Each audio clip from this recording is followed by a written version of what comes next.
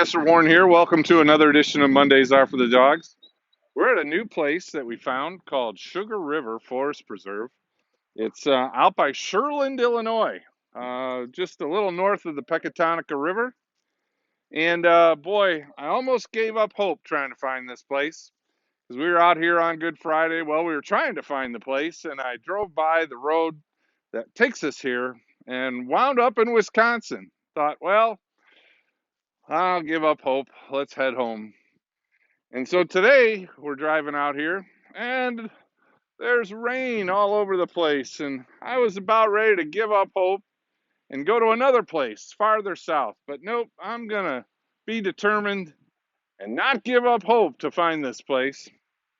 Well, we get here and it's beautiful in here. A little windy, but we found a beautiful part of the road, the pathway that's lined with pine trees. And I'm sure glad we didn't give up hope, but I was getting there. I was ready to give up hope after a couple of tries. But that's the thing about hope. You know, when we give up hope, all things are lost and we're ready to just forget about it. But when we keep our hope, sometimes we're surprised.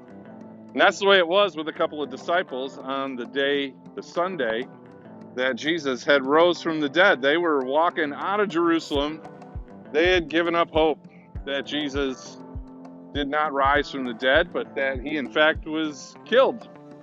It had been the third day.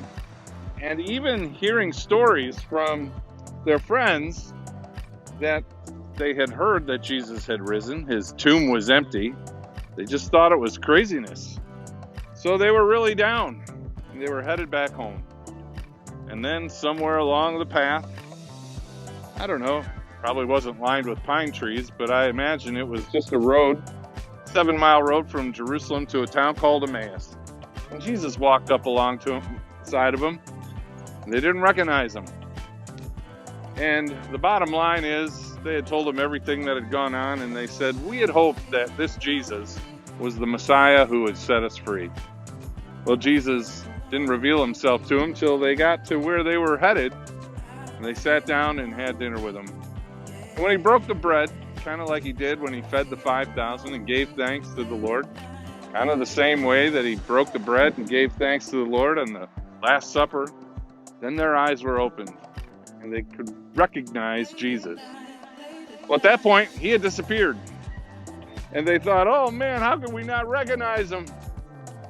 He gave them hope that he was there and that he had risen from the dead. So much so, they ran back to see their friends in Jerusalem and tell them all about it.